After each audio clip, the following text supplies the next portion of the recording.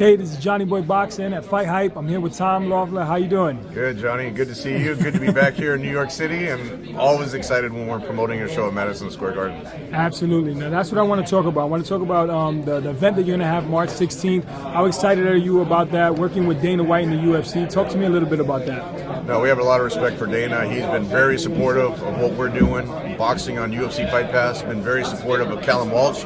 He took a liking to Callum right away. He loves the Irish fans, and bringing Callum to New York City on St. Paddy's weekend, it goes hand in hand. Callum sold out the 3 Arena in Dublin in his last fight in September. Now we want to follow up with that success here in New York City at Madison Square Garden, fighting a tough fight like Dean Sutherland, 19-1 from Scotland. Dean's coming over to take Callum's belt, and this is a tremendous show for the fans. Now, for both fighters, where do you see their careers going after this fight? Doesn't matter who wins or who loses. They're both great fighters, and they'll have a promising career. But who would you like them to face? They're in a hot division. Talk about that a little bit. Oh, Callum's in the hottest division. I work with Sergey Boychuk also, who's number 2 in the WBC and one of the best fighters in the world. But Callum's perfectly positioned in this division here. I think Callum's the fastest rising star in boxing. 23 years old, had a tremendous amateur career. Now training with Hall of Fame trainer Freddie Roach. He's taken to the professional style, which I think suits him really well. A big southpaw that can punch, or big punching southpaw, and fighting at the Garden is almost like his second home. With all the Irish fans coming out here. So I think a lot of things. There's a lot of great matchups for him. I think Xander Zayas would be a tremendous matchup for Callum. You got the Puerto Rican fans, the Irish fans. We saw what happened with Katie Taylor and Amanda Serrano. I was there. I know. I was at that fight too. That was electric. Amanda had her Puerto Rican fans out there. Katie had the Irish fans out, and when you put that mix together, it was electric. And I really think that could be 2 young fighters with Xander and Callum. With those 2 fan bases, I think that could be a tremendous fight whenever it's the appropriate time down the road. Absolutely. Have you had any discussions with their camp, with Xander and Zayas? I know you have a relationship with Bob Arum. I have a good relationship with Top Rank, with Bob, but there hasn't been any serious discussions for that. I think both guys are very early in their career. Both guys are future stars, so I think we build that fight. Callum fights a few more times, Xander fights a few more times, and then I think maybe next year, St. Patrick's Day, that could be in the big arena. But both guys have to keep winning. Both guys have to keep moving forward, and but both have a lot of potential for the future. Absolutely, that'll be a huge event. Yes. Now I want to switch gears real quickly, talking about Turki Al-Sheikh. He had the Ring Magazine event. Yeah. What do you think about Turki taking over boxing? It seems like he's doing everything. Is that too much power for one man, or do you welcome it? What do you think about that? I don't think he's taken over boxing, but he's giving fans the fights that they want to see. I appreciate what he's doing. We had Sergey Boychuk fight on the last show. He was going to fight Madrimov. He's sponsoring a lot of events. We saw the Crawford Madrimov fight over there in Los Angeles. So what he's doing, getting these guys to fight each other. I don't think you could have ever gotten the fights with AJ or with Fury or with Usyk made as quickly as what he was able to do. Now he's got Beterbiev and Bivol fighting again.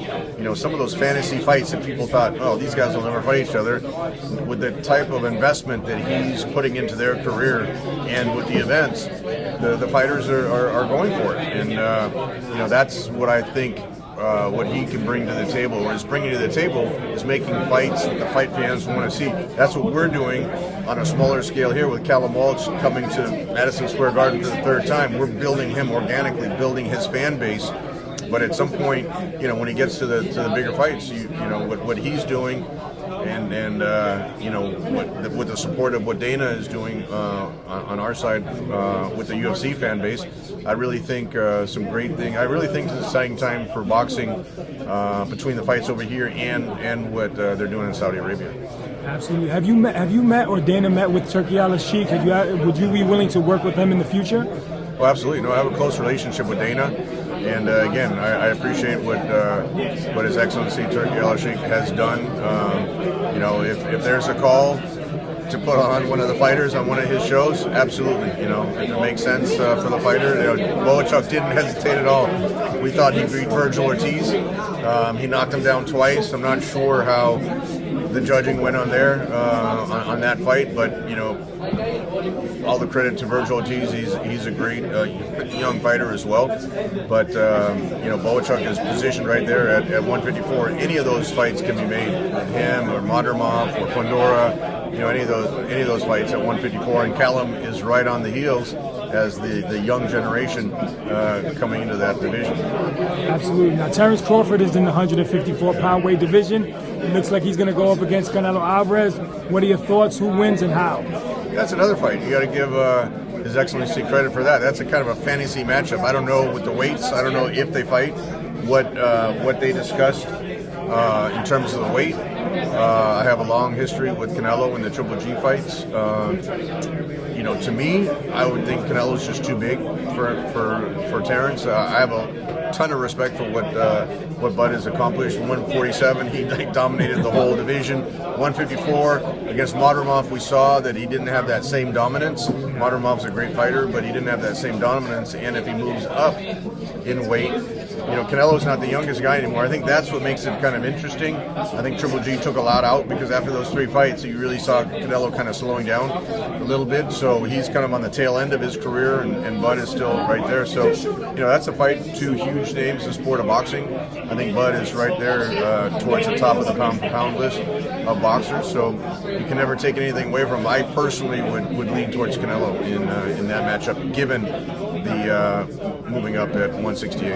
Absolutely. And then one final question. Here's not a fantasy match. This is an actual fight that's going to happen. Yeah. David Morrell, David Benavidez. Who wins and how?